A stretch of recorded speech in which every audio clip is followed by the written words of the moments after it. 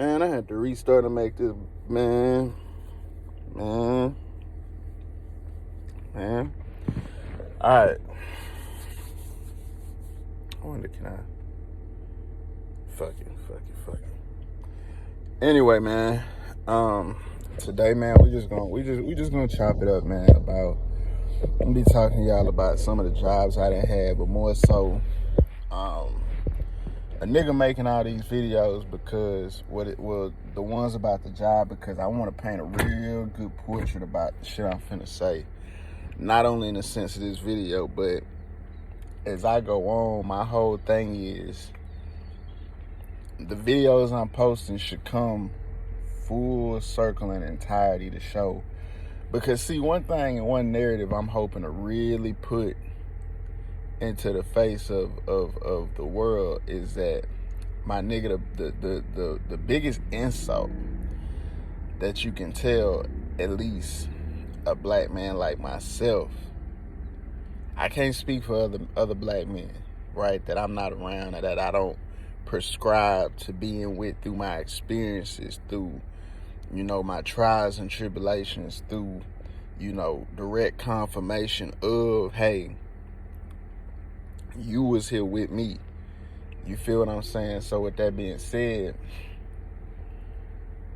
I'm hoping that this will come full circle in its entirety to show that whole narrative that America will typically prescribe to black men when they talk like me in these videos is, well, you're not doing enough. You too lazy in life, black man. You need to work harder. Just because you don't want to be anything, you want to be a criminal, doesn't mean we didn't. That's the whole,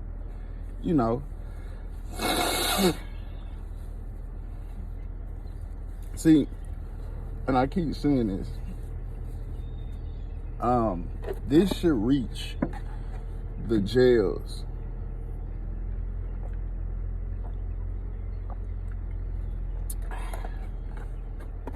This should reach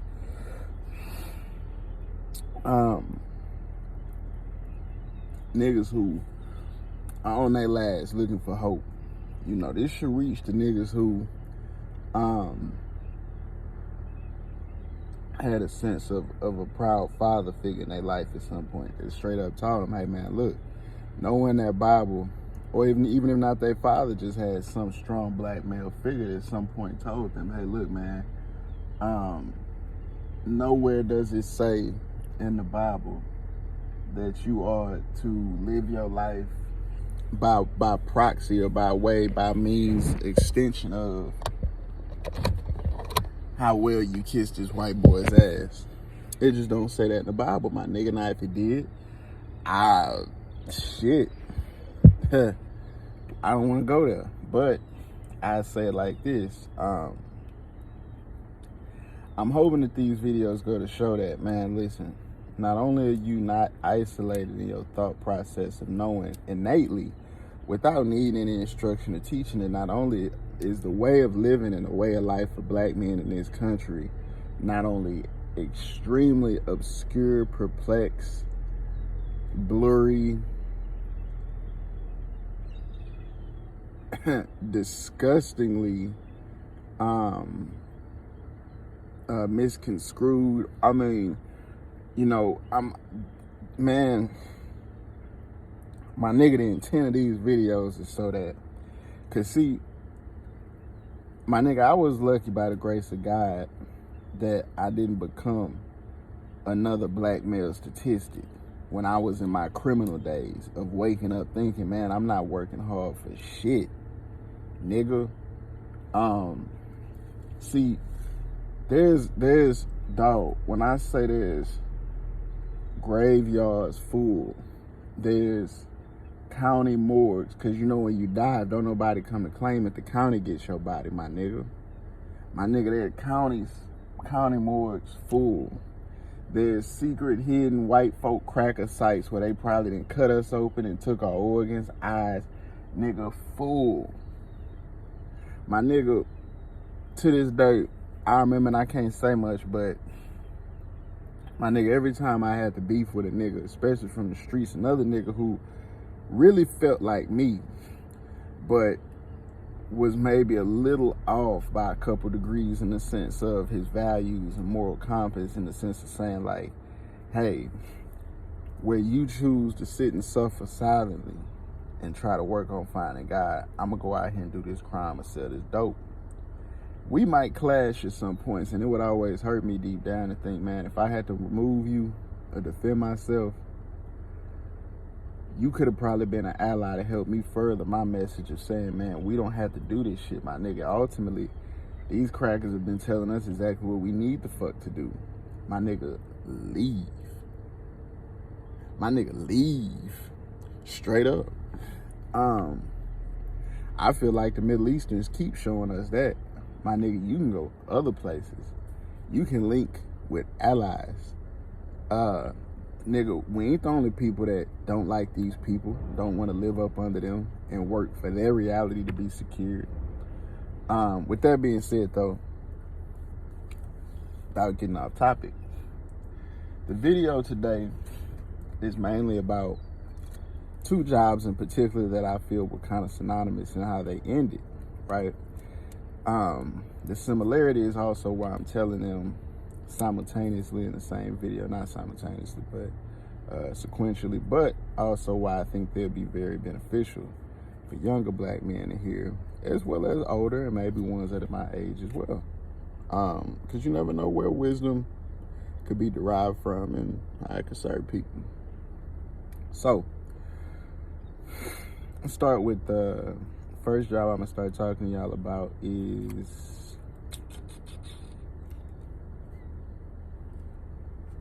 I'm gonna talk to y'all about Ready Ice. This is a corporate position. Ready Ice, at the height of their company, I guess, prowess, you could say, were pretty well known. Still are today. I noticed their presence is kind of shrunken a little bit, but it's still pretty well known. So they handle a lot of commercial and private government sectors, specifically for the military. I personally know this because I handled those calls, okay? Now, excuse me, forgive me, my bad. I got a runny nose this morning.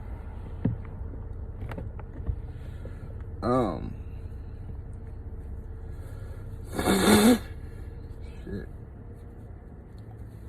Anyway, so, this particular company found me via ZipRecruiter. One of the white dude recruiters reached out to me, brought me in and said, hey man, I think you'd be a good fit. All right, cool, whatever, bro. Brings me in.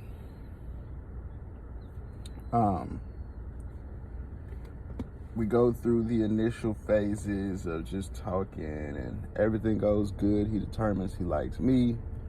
I feel like it'd be a decent fit. So I press play, right? Press go. Fuck it. So the process starts. Normal process, nothing crazy. Excuse me. You have to go in, interview, you know. So they like me, call me back. When they call me back, they let me know, hey, so, you know, we think we want you, man, you know. Come on. All right, cool. So I go. So I get hired for the job, man, you know, and thank God for that. No matter how it ended, I do appreciate the fact I was able to work. You know, I'm still grateful. Long story short, start working a job. Everything is cool at first. I was initially a little thrown off because I realized immediately that the supervisor for our section was the mom of one of the women in a section. And she had a friend there working with her, which I thought was cool. But see, anytime I see that, I always wonder, like, man, I just hope that it's checks and balances, right? Like what we were taught in school. I hope there's something over this to protect me from being subjected to them. Meaning, like, before I even started working the job, in my mind, I'm thinking, like, all right, cool. Not an issue to work. But, man, I don't want to have to come in here and play no favoritism games.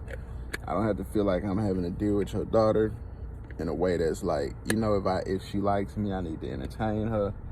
I just want to be able to come to work, bro. Straight up, you know, like Ben Affleck on The Accountant, minus killing people. I just want to be able to come to work. I don't want to have to talk to you about your, listen, I get it.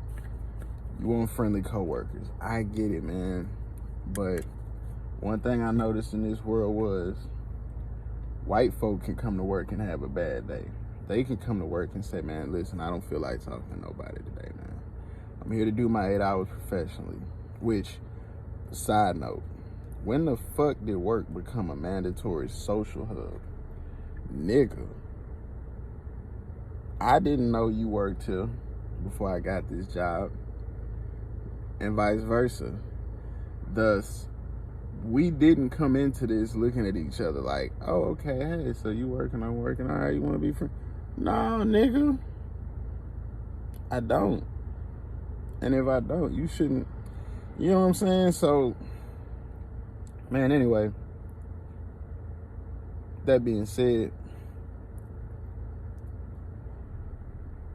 I get the job, and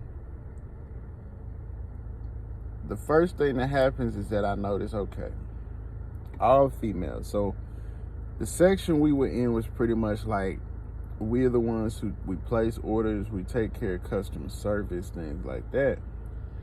So when I start working, I'm realizing and noticing it's all women. Cool. What I noticed was that I said, damn, well, is no men. Nigga, it was me and this other darker skinned nigga who were hired. It was no other men besides us in that section. And that immediately concerned the fuck out of me. Why? Because typically in environments where it's only women, and then two, I'm looking and realizing, hey, the one responsible for this is the same lady who's the mother of one of the women with her friend in the section I'm working. So automatically I'm thinking, okay, there's probably a slight, nigga, fuck that, a major abuse of power. It's all women. I just didn't, and for anyone watching this who's a hiring manager, if you white, shut up, bitch. Your words don't mean shit. If you're a black hiring manager, I think you understand where I'm coming with this, and I say this to white folk, not trying to crush y'all, but just being honest, y'all are far more unintelligent than what the world prescribes y'all and assumes y'all to be due to y'all's nefarious thoughts. Y'all aren't intelligent as the world makes y'all out to be sometimes, by a big margin. So with that being said, I don't really make this, basically I come into the job, you would think I'm just happy and elated, right? And I was, you know, this was my first corporate job. You know, I'm excited, right? In my mind, as a black person, I'm thinking, man, I can finally dress and do shit that makes my mama proud, right? Because most black mamas don't find real pride in their black sons until they appease the crackers. Meaning that for as long as you were a black son and your black mama's highs and you don't have an obscure amount of money to buy her stuff, usually that she tried to find a nigga to buy her, but she couldn't work for and get herself. They don't really have that inherent pride about you or that joy about you, right? I can't speak for all, but from what I saw, this was displayed, okay? If you want to maybe go out as a black man and become somebody that works for humanity or preach, you don't expect much from your black mama. If you want to take up things, if you want to take up journeys, if you want to take up ventures, if you want to take up a walk of life that may not be lucrative, don't expect much from your black. Don't expect much from women, period, if that's your goal. If it's not much lucrative, if it's not a monetary incentive to perform, don't expect much from most people, especially women. Not just black women. I mean women of all races, period. Is that what y'all say? Period. But anyway, long story short, man, when I say I began this job, in my opinion, I think as elegantly as someone could potentially begin. My nigga, I was so happy to just finally have an opportunity. Bro, I was bringing, nigga, Ghirardelli brownies. Nigga, I was offering to bring Chick-fil-A. I was. You know, niggas say Starbucks. You know, white folk love Starbucks. And so what began to happen is that as the job progressed, you know, people, you know, you talk, you socialize, right? You get to know your coworkers. Nothing wrong with that, bro. But I'm noticing, like, as the job progresses, the two white women in the section, Kaylee, and I think her Erica, I don't even remember the other bitch name. She was so goddamn unattractive shit. Long story short, the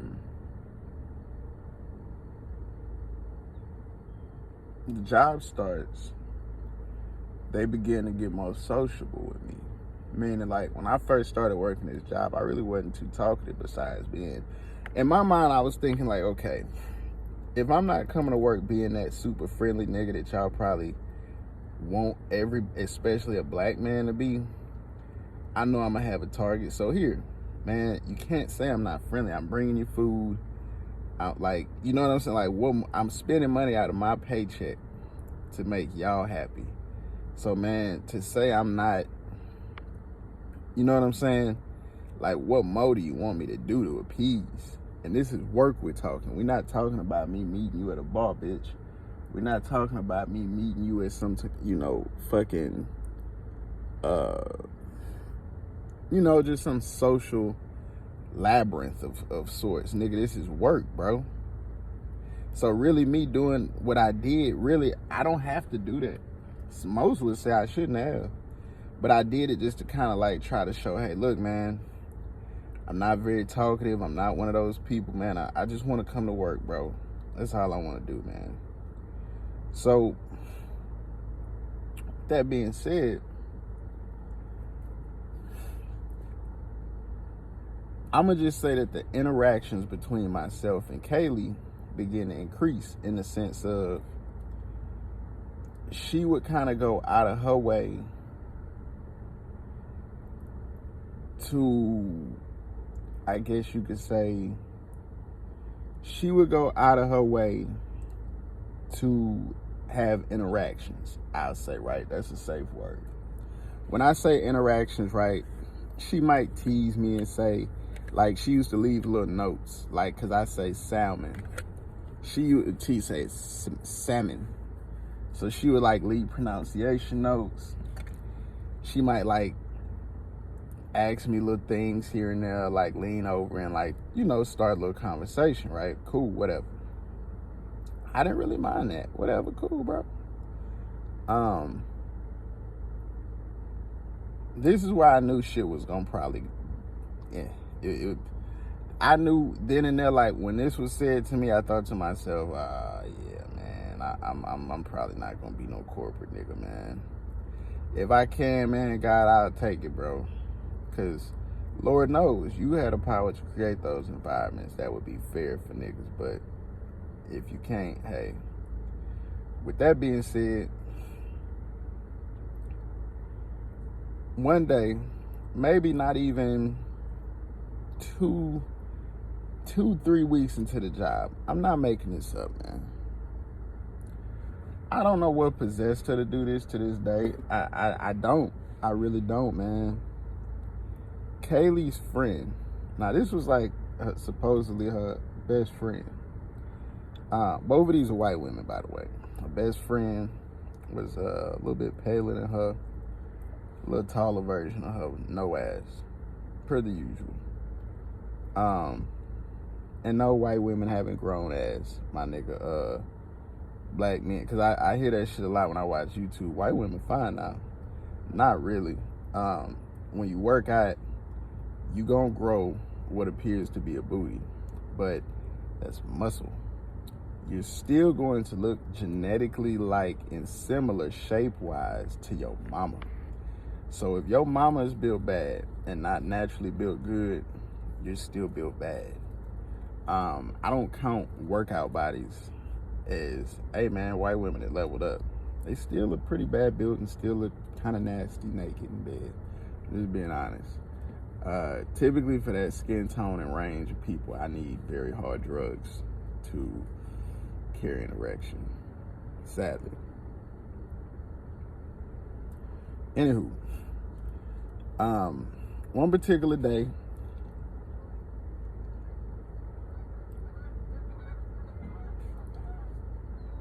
I like to wake up out of water and see nature like that. Ducks flying, you know, what's that? Northeast to southwest, I think. Anyway, I don't know what possessed her friend to look over and say this to me, bro. I don't. For the life of me, I don't. I do, actually. It's niggas like y'all that I talk against. So, the bitch leaned over, no bullshit. Because in between calls, typically we'd have downtime where we could just kind of chill if we were caught up on our workload and orders. So she leans over. She says to me, and I quote, have you been to this club called Bottle Blind? This was a popular club in Dallas at the time.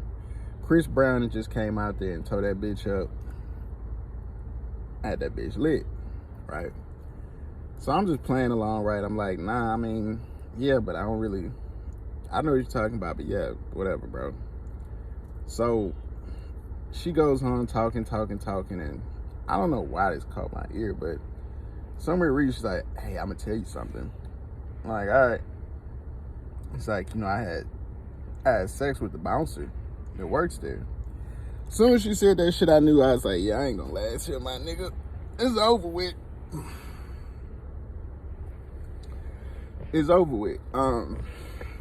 Because not only am I not gonna be that kind of black person that I'm not gonna sit here and deal with this shit, but number two, I know you saying this to me is like the symbol of what white women do when they feel like, okay, black boy, you should be grateful and more or less like subservient, right? Cause I'm a white bitch and I'm telling you this shit, nigga, you should feel enamored. Well, I didn't, bitch. And what I began to realize was, let me just stick to the story. So after she said that, right, I continued working. I don't really think much of it, okay? But it became clear to me because shortly after she told that to me, I had to lean over and tell her, and I had to interject this before I continued. I leaned over and I told her very specifically, I said, hey, look, it's no disrespect to you, and I don't mean this to be racist. I don't really date white women like that. Like, I was raised a certain way, and I believe in it. It's nothing against you, it's nothing disrespectful, nothing personal. I just don't really deal with y'all like that. You know, Man, when I tell you, dog, nigga, when I tell you not even the next day, I had probably like, not literally the next day, but it was probably like within the next week, man. I had like 2 or 3 write-ups for being tardy and for talking on the phone too long. Now, let me break that down. What do you mean by that? When I say I got written up for being tardy, what I mean is that this is one of those corporate environments where everyone came in a little late. Period. There's something I noticed too.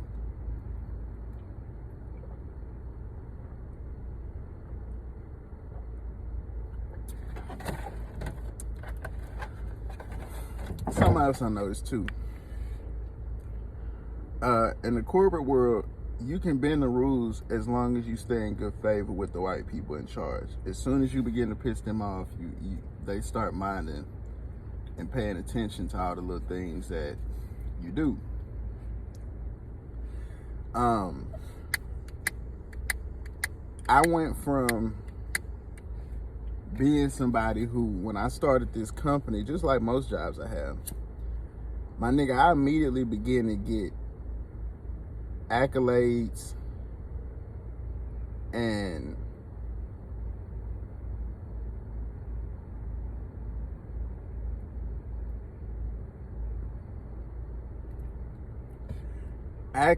compliments, and being commended. And these weren't by small fry society people. You know, this was like, in particular, see, and something else I want y'all to remember is, it's a reason why I made this channel. I didn't just wake up and feel like, man, I don't want to not be shit in this world, so I'm gonna just talk shit about other people. That's not it. When I began this job, my nigga, I was receiving accolades and compliments and being commended by people who meant something in society. In particular, there was this one black woman.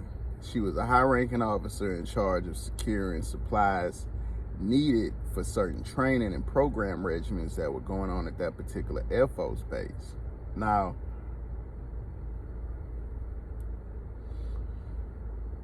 we would have talks on the phone, not only during her order. See, she would order so much. Let me put this into perspective. 1,000 pounds of ice is a lot. 2,000 to 20,000 pounds of ice is no bullshit, man. I don't know what they were doing at that military base, but whatever the fuck they were doing, they needed a lot of goddamn ice.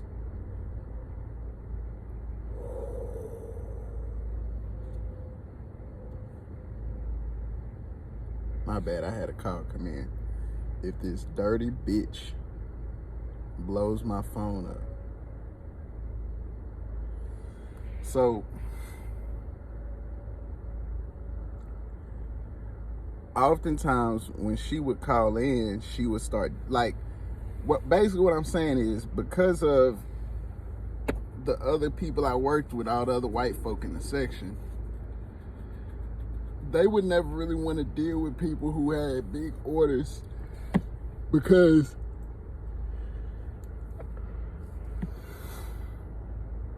you were guaranteed to have to be on the phone with them for at least, like, you know what I'm saying, a little bit.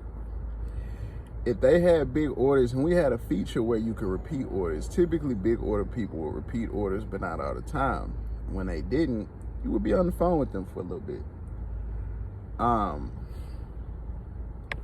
I don't know why, but all of the other workers, most of them, if not all of them, would hate to have to deal with people like that.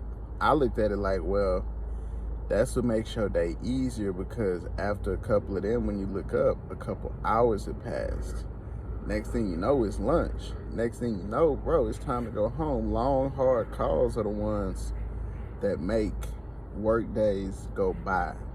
And what began to happen was, the minute that the minute after I told Kaylee's friend what I said about white women was the minute that I'm thinking all these people would be pluses they could never use against me. Man, Kaylee's mama called me into that office that next day, and the first thing she told me about was the black woman Air Force officer who she would always talk in a way to where if I was typing, she would be saying, so Brandon, how are you doing mentally? Like, talk to me about you. Like, is everything going good with you? Is everything okay? And I mean, I'm not gonna sit here and lie and say, hey, look, after her order was done, we were still on the phone. I'm not gonna sit here and lie and say that wasn't true. But what I began to realize was, and especially what the mama said to me,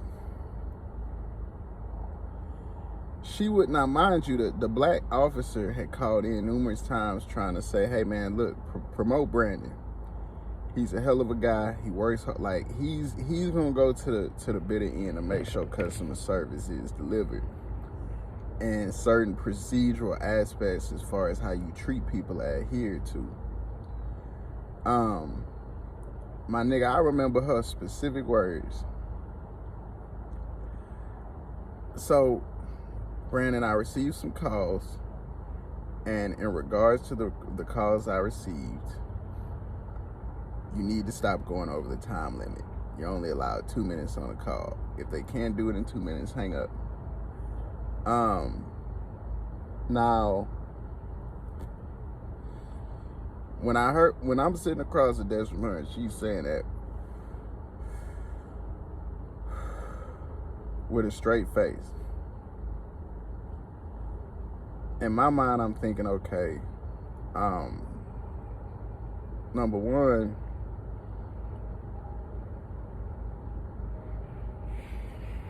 I know what this stems from.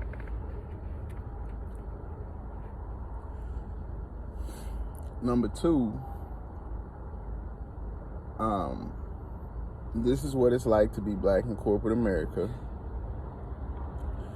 So this confirms a nigga's suspicion as far as, I wonder, growing up, when you see these niggas going into these fancy places where they the only niggas there, and they had this look on their face where you can see it and sense it in them from being black.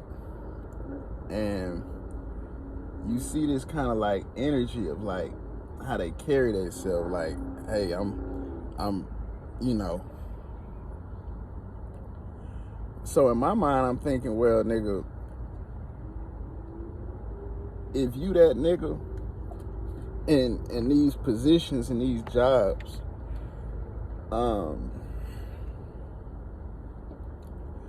what are you doing to keep these white folk happy? How do you keep that job secured? Straight up. Why do they like you over other blacks?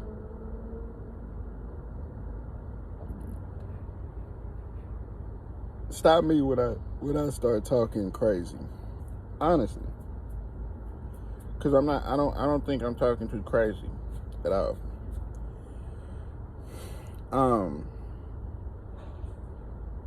After she went on a spiel about how, hey, you can't be on the phone long at all, right? She then begins to berate me about tardiness, even though I'm sometimes, if not always, not the last person in, number one, but number two,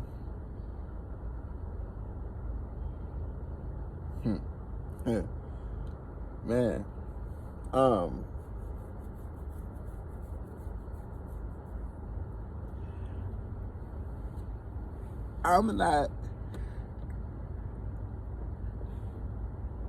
I'm one of the few people not receiving negative feedback like that.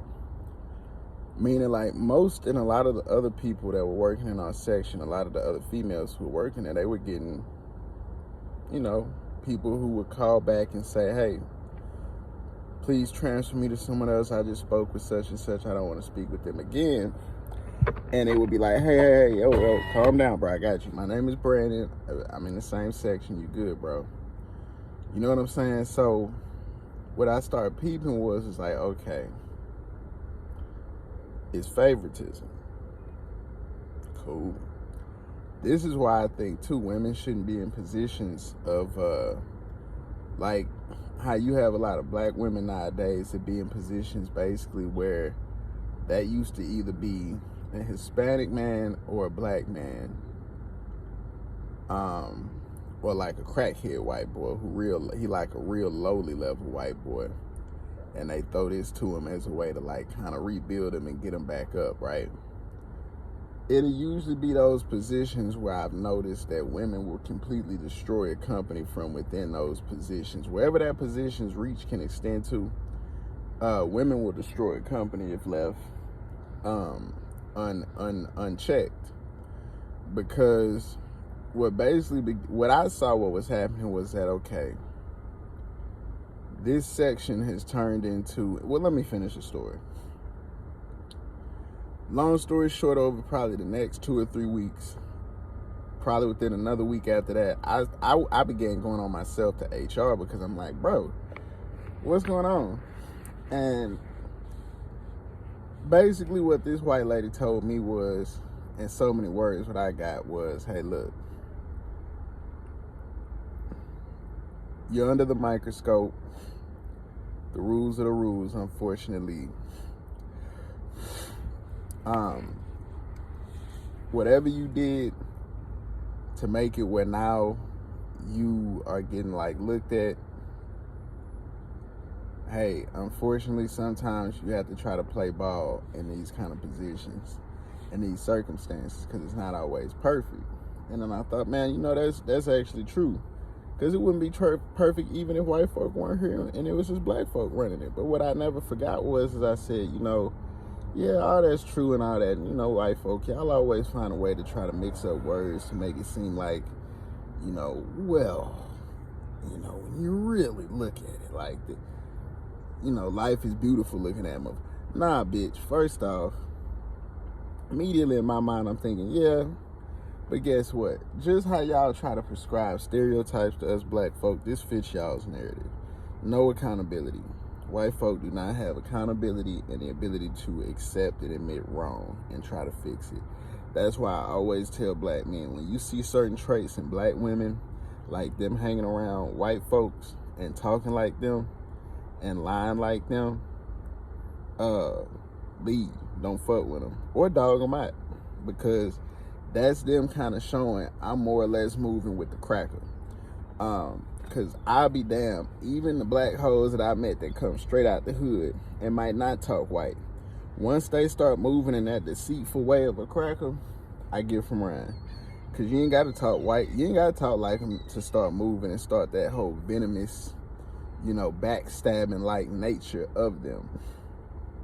That being said, though, probably over the next 2 weeks, 3 weeks, because we're progressing chronologically, the HR person and I, our relationship begins to deteriorate, because I'm not finna change up. I'm still gonna stay on the phones with people. I'm not gonna hang up at a certain mark and it be awkward as fuck, and then they call around to, nigga, fuck you.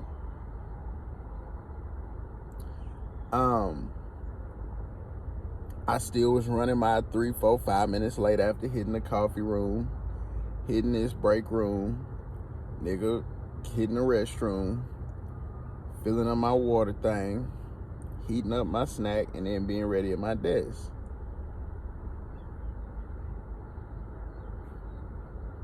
I'm one of the top performers in the section. People call up here and they're thankful that you hired someone like me. I think I deserve to take 5 extra minutes if what my 5 minutes brings to your company is a better reputation and rapport with people. Sidebar. Before I get to the part of this story where I was fired, there was about a 5'8.5", 5'9" accountant, sister, not dark chocolate. She was more or less a little brown skin, so a little darker than me. She used to hoop, she was tall, she was an accountant. She worked in the corporate section of our building next to us. So we was next to the accountant section. The accountants were next to like some of the VPs and CFO. So, excuse me, and then the CEO actually had an office there too. So man, it was pretty cool working there, being around such powerful positions, right?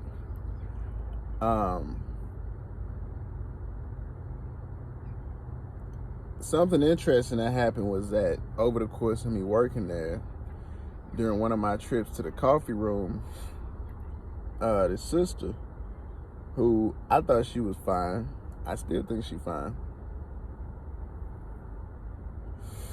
even though she did me what she did me. That's cool, black bitch. That don't take away from me still thinking you fine, and I still tear that ass up like a parking ticket. It tell you to go that way.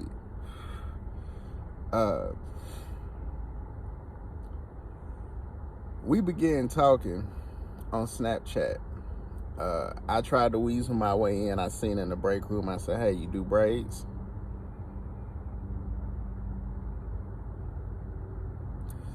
She was like, "Yeah." She Snapchat, bro. So obviously, I ain't want no fucking braids, nigga. Soon as we start talking, nigga, I just off the nigga off the motherfucking hip. Off the motherfucking hip, nigga. Say, "Hey, come over, man. I got some wine, some steaks. Come to the spot, bro. You can do my hair while you over there." She replied back some shit. She was like,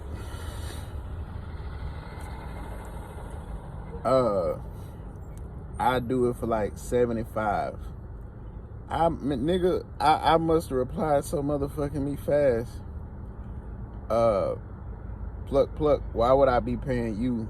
Niggas say, I got female friends that do my shit for free already. Shout out one of my friends that I ain't gonna put a name out there. But she was like, she knows who she is though. She was holding me down. You know, that was the hood black girl at her finest, in the sense of that was a real black bitch. Like, she wasn't with none of that faking shit. My nigga, she was happy to fuck with a nigga who fucked with her, who had her over, who was rolling up weed with her, just bringing peace and quiet. Like, we in that bitch vibing, just cutting up, bro. And she could whoop ass. So my baby mamas wasn't trying to be around none of that. They wasn't pulling up and waiting outside to fuck up our evening. Nigga, they know. Say, I'ma just say, I can't even say that because I got too much respect. She got kids now. She got a baby daddy. I got too much respect. And I don't know how big this might get. And I do not want to disturb no home because I know how niggas act. Man, you knew that nigga, man. Say, I'ma just say,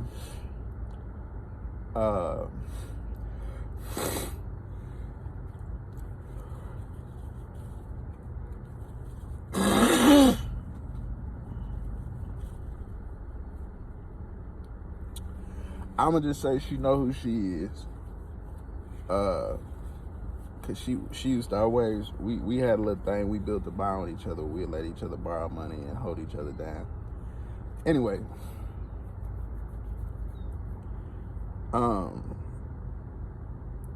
basically I stopped texting the black accountant chick from work because I felt like, bitch, you too bougie. You foreign a motherfucker though, but you too bougie. You not my type, bro. I'm not finna jump through hoops and hurdles to court a bitch. I think white folk, that's their version of this Eurocentric version of, you know, the world that they have kind of tried to create. Y'all do that. I feel like from what I've been shown in my life as a black man, I can't speak for no white boy. But us black men, when women like us, nigga, they gonna do this right here.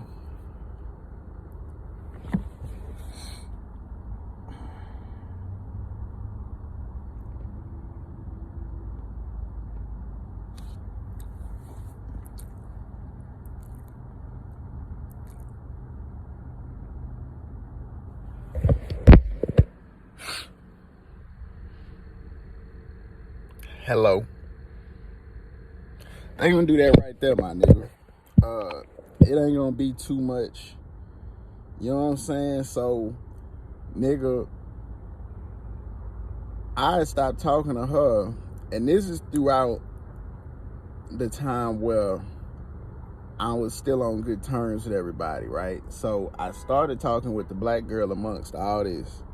Cause in my mind, nigga, I'm thinking, nigga, fuck all these white hoes I work with, nigga. If I want her right there, nigga, fuck y'all. Y'all gonna see me walk in with her and leave out of here with her every day. So now I never forget, bro. We had a luncheon dinner one day with the CEO, the VP, CFO, nigga, whole top down company, right? For this region, for this office location. It was two elder sisters that worked not over an accountant, but a supportive section nearby accountant. And we used to kind of talk. They saw me outside one day of the phone area, and they were like, oh, you know, you're a handsome young man, you know, come talk to us. I came and talked to them. They love me. Every time I see them, hug them. Ain't T was, man, you know, it's, bro, black love ain't nothing like it. Straight up.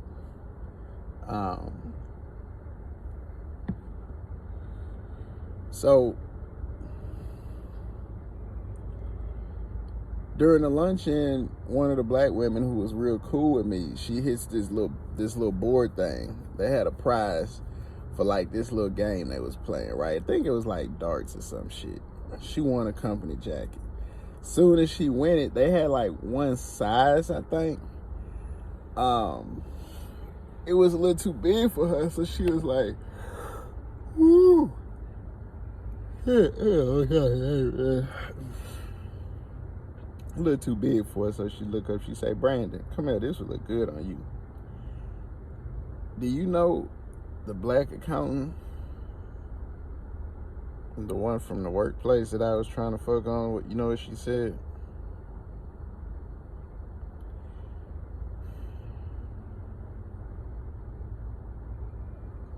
She looked up.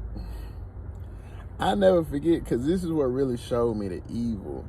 And this is why I make the videos about niggas watch the black bitch in your life. Because the look in her eyes I've seen, and I see it everywhere in a lot of other black women in America nowadays. It's in most black women nowadays. She gathered herself, like, because when she heard my name out of my peripheral and having to come up and stand in front of everybody, I see that head in particular, like, so I'm automatically knowing, as with most niggas, if a head come up like that, it's like, oh man, it's going down. You know, like, you knowing deep down, like, oh, it's finna go down, man. It's finna go down, man.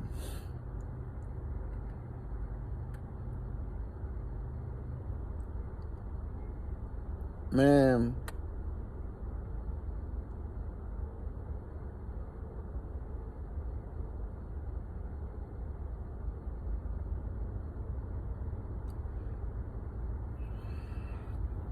excuse me, I gotta light the weed again because this hurts.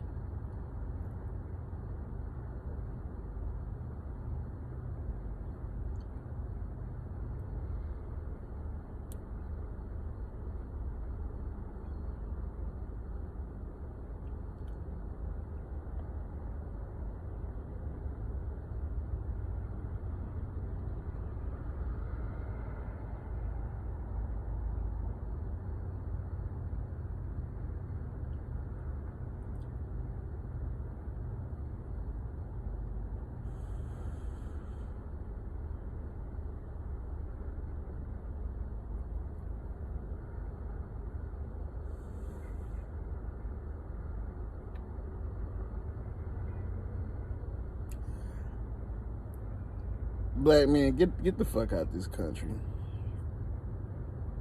Man, that black bitch looked up and said, Brandon, no, she said, I don't know why you gave him that jacket.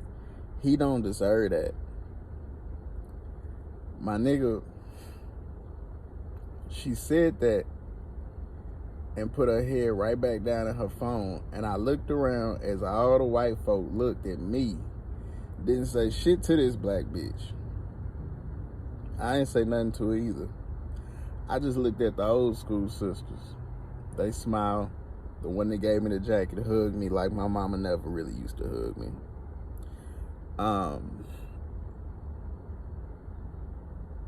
And she said, I'm glad you like it.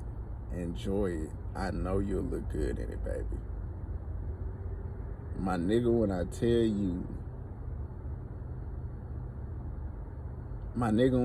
you, it's been situations in my life where I've almost died. Like the first time I got shot, right? Or like the time I had to draw down on police, right? For my safety, right? Or the time I got caught lacking, right? In the hood, 3 a.m. Nigga got the blick. Nigga, I'm out of there. By the grace of God, I had a quick, I performed under stress and had a quick reaction time that God put in me. And in my mind, I feel to this day that God put it in me to do what I did. My nigga, I know for a fact that's a memory that'll forever be in my mind. If you ever see this sister, to those 2 black sisters, to the one that gave me that jacket, man, I don't have a way to thank you. But if I become what God intended for me to be, and you see this, I think the thank you will be solidified and secured by just you knowing that I remembered you and mentioned you. Thank you. Man, that black woman, man, she is what made me realize if it's a black woman I'm praying and asking for, it's one of her. It's her. Anyway, we all sat back down. I kept the jacket. What that taught me though is in this country, as a nigga,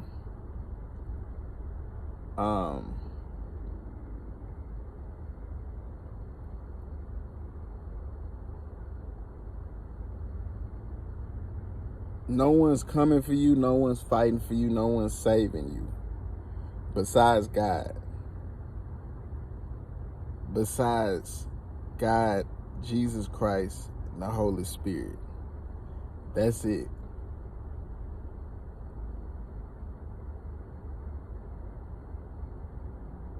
See, as my eyes grazed or graced across the room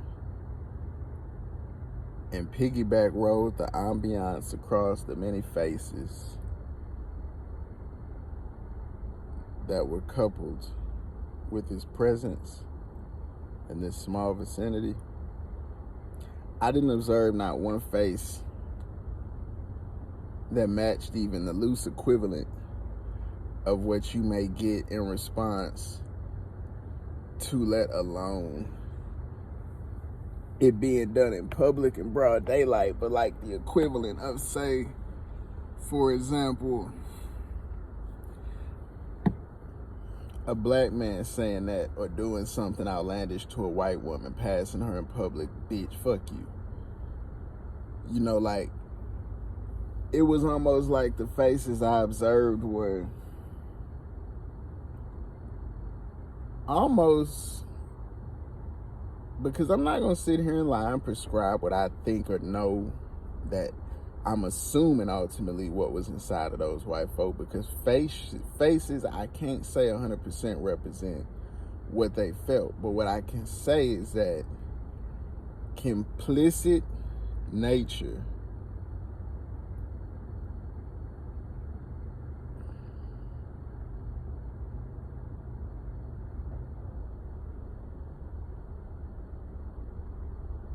two sayings. One saying.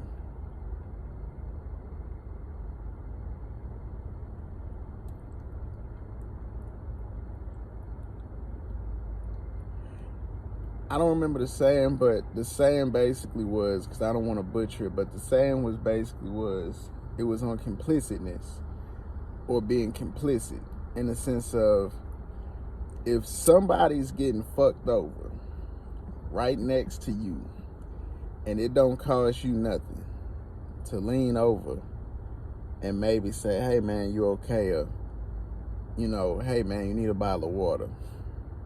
Something, right?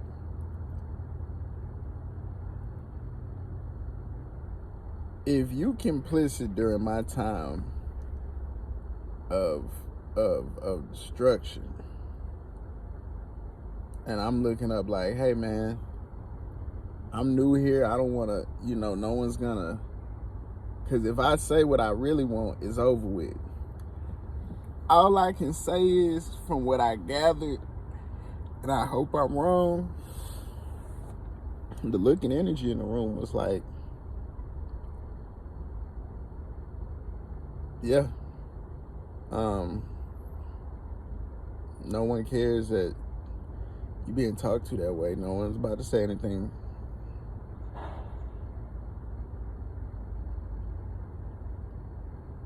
Cool. So that was just a sidebar. Ultimately, I ended up getting fired probably maybe like 2 weeks after, which brings it to a cumulative total of about 5 weeks, pushing it, plus or minus margin of error of about 1 to 2 weeks, 2 weeks being worst case.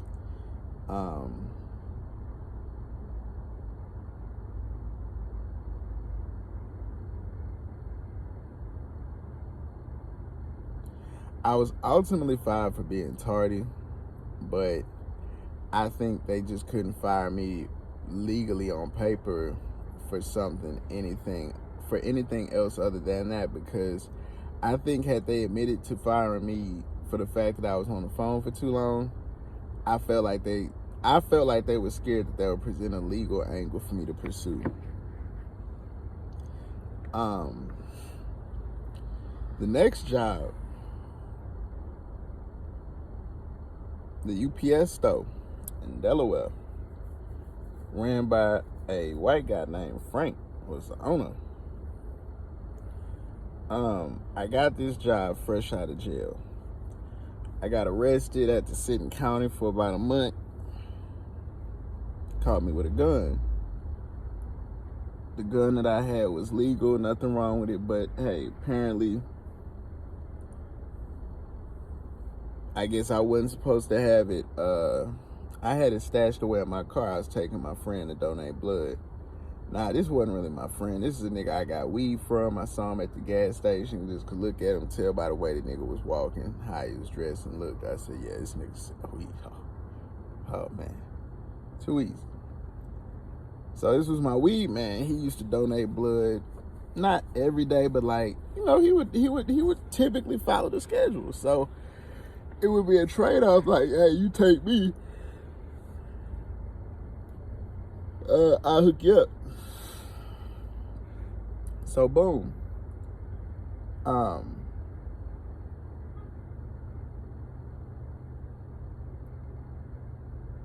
We going one day and we get pulled over.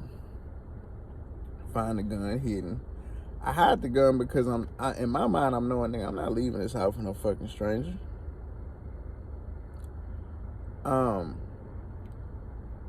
Get pulled over. Cop search the car, find the gun.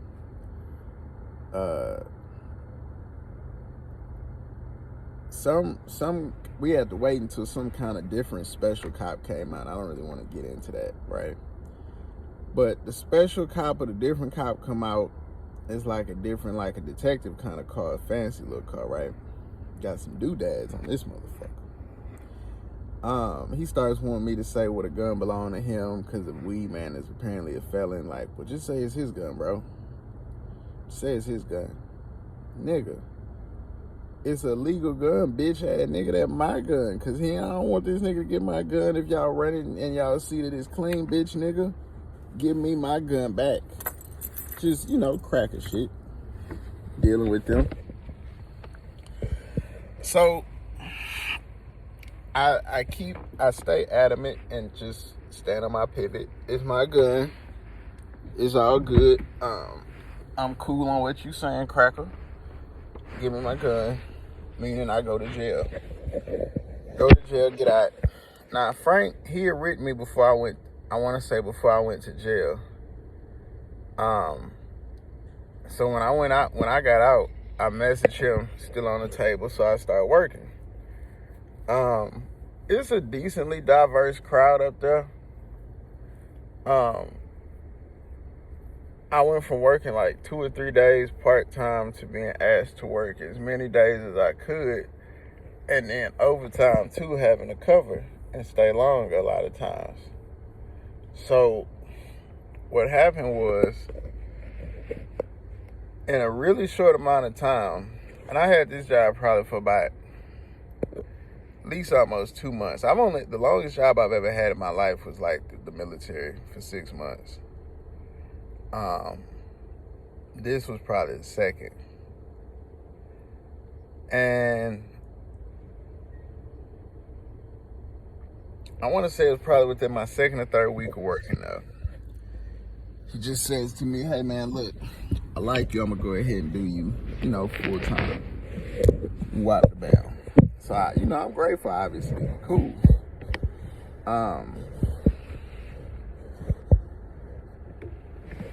There were a lot of things that happened. I stick to the notable things. When working that job, at one point I remembered that there was this crackhead white lady. Now, I have nothing against her, right? Because everybody go through that struggle, and I'm not teasing that. But why I say that is what I'm about to say and what I'm about to tell y'all. Now, at first when I met this cracker bitch, I was nice to her. Nigga, I don't know why I didn't tell her to do this, but one day at work, she says to me, she's like, hey, I got some weed, let's smoke on break. So I'm like, all right, cool. No problem. So come break time, I can't find her. I ain't tripping. I go back in at the break. I want to say probably later on that day, when it was like kind of slow before she left, I was like, hey, everything good? Why you told me to come out and smoke with you? And like, I couldn't find you. Like, what's up, bro? And, oh, no. I mean, I got weed for sale. So I'm like, nah, I'm good, bro. I'm good. So maybe like, and I should have known because this has happened before. She was being the white girl, she was very cordial to me, but she was like one of them white ladies where she was real, like most white folk. They're very unintelligent to the point where they can't discern social cues.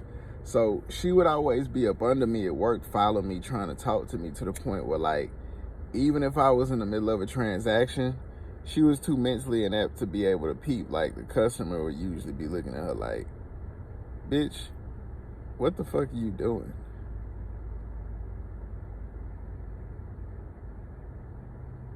Like a couple customers actually, because most this was in like a real nice white affluent part of town.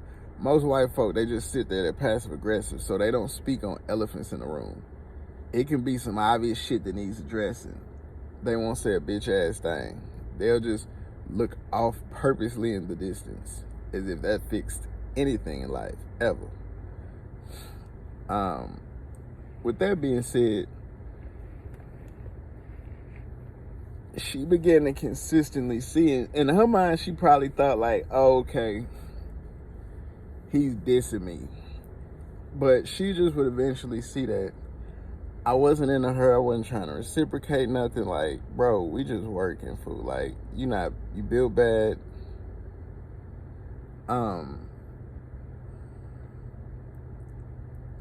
I would say after about a week and a half of her kind of like being overly touchy-feely, friendly, just always around me, right? Hey, you need help, Randy? You need help? Need anything? Cause I was always like on the cash register. I was one of those people, I would jump on the cash register fast. Like I didn't bullshit. I come to work. Like I don't hide from customers. It was days I might come in there high as fuck and I'd still be right in customers' face. I'm talking about dealing with 10, like, cause it would be long lines. And you might be the only one on the register for like 2 hours, 3 hours. Nigga, I'd be high as fuck up there dealing with them people like A1, nigga. And how do you know it's A1 customer service? Cause I got tipped, and it wasn't even a tip in place. I got tipped, and one thing about white folk is you ain't finna intimidate them in that area where they know they got the ups. They ain't finna let you win that one. So I know for them to be sneaking back 5s, 10s, 1s, through the palm of their hand, or putting it right up under the receipt and kind of balling the receipt up a little, and then kind of whispering and leaning. Yeah, I just didn't want your coworkers to see, but I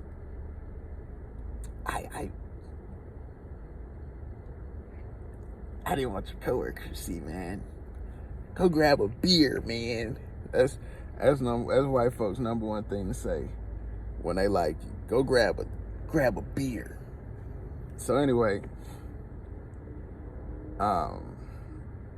in my mind, bro, this is a job that is like God. Nigga, I start doing the Drake dance. Nigga, I don't even really just too tough fuck with you. I like Drake. Like, I like all his old shit. I don't like his new shit. I like his old shit. I'm a huge fan of Drake's old shit. First album.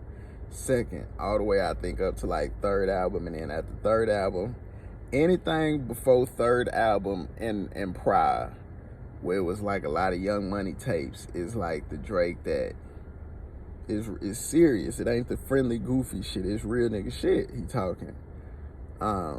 Shout out to Tabitha from Chicago.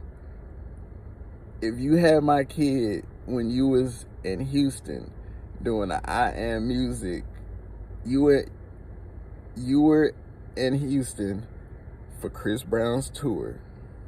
You know who you are if you see this. If you had my baby, bitch, I miss you. What a camera at, bitch.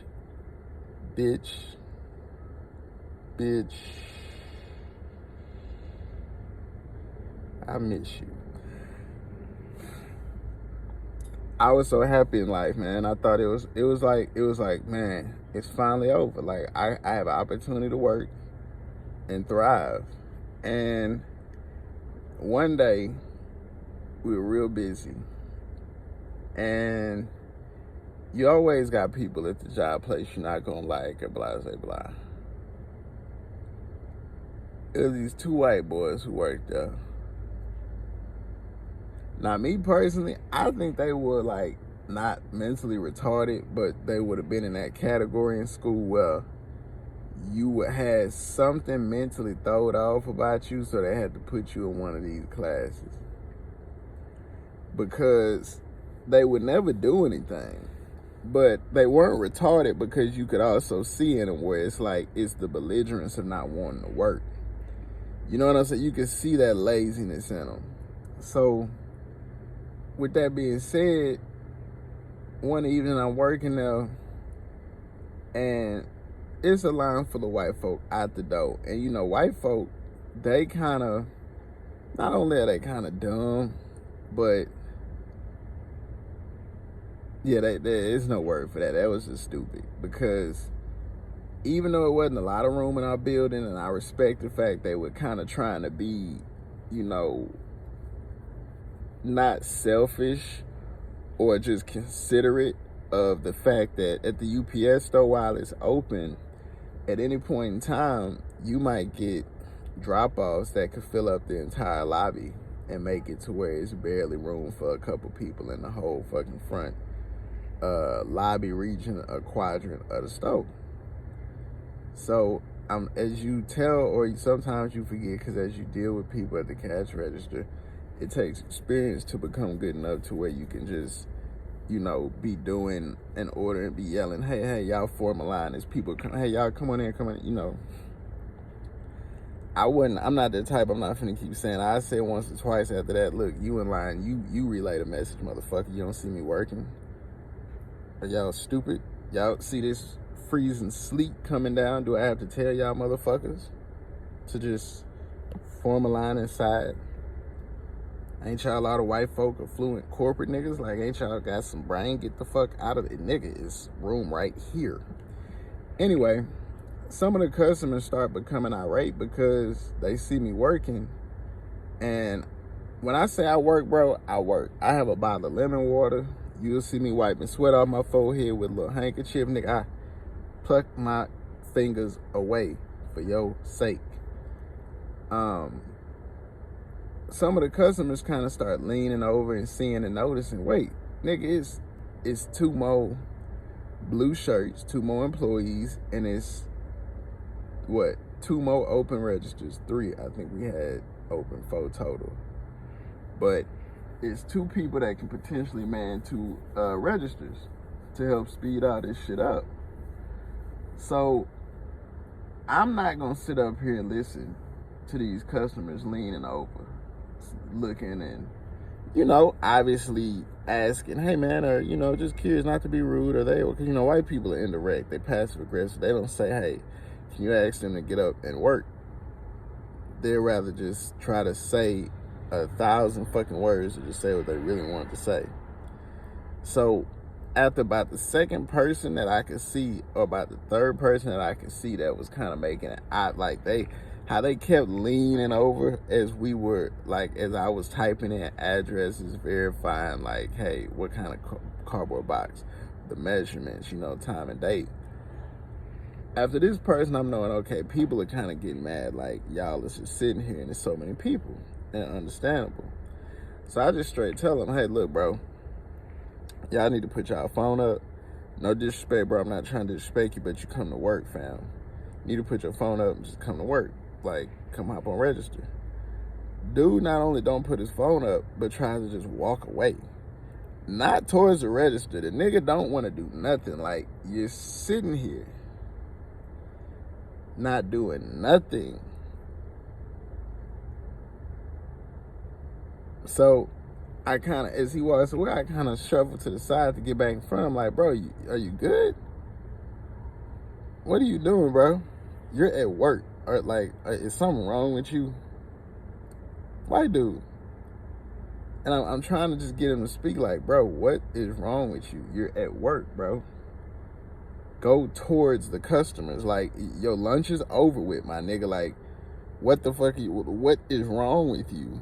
I'm not saying this, but in my mind, I'm thinking like, yo, this nigga ain't finna, and I'm not far enough to where I couldn't lunge at him, but I wasn't close enough for him to feel threatened, because in my mind, if you not walking towards the customers and you at work, nigga, I'm borderline thinking you finna go school shoot a white boy, because your little self-destruct moments that y'all have, we not doing this right now. You not finna get enough distance to where you can get to your backpack or pull out something. No. We gonna figure this shit out now. Nigga, do you know, we finished the shift because I just went and hopped back on register. I wasn't finna finish chasing them, bro. They would eventually too, but only for like, they had this game where basically they would help like 2 people and then they would act stupid or confused. Like one of the customers, usually the second one, asks them to do something either custom or like something that the boss has explained 10 million times that you could have asked me. You know what I'm saying? They would just play dumb on. And they would take like 10, 20, 15 minutes to do that. So the next day after we finished the shift, I get a call from Frank, racist cracker owner, and he says, I'm fired. I'm telling you these stories because in my prior videos, I said, black men, if you can't get a job, you're not the problem. This is why I say that. See, some of my videos, I do talking without really giving y'all backdrop and story. This is why I double back with the backdrops and stories, so y'all see.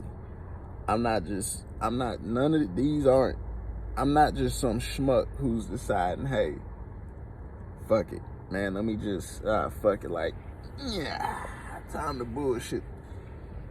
Not me. This is really what nigga went through. So, that concludes it. Oh, and one thing I did want to say, I forgot to throw this in there when earlier in the UPS store story, because I would end up getting my shift. The white lady I told you about, my shift would end up being that I didn't have to deal with her, but she began this thing where, like, I remember one day, because I straight up told her, I said, hey, yo, you up on me too much. Like, gotta help other people too. You always come back to me. Stop doing that. I want to say 2 days after I told her that, she started this joke with this other white boy at the register. She said, hey, she said it's like right by me.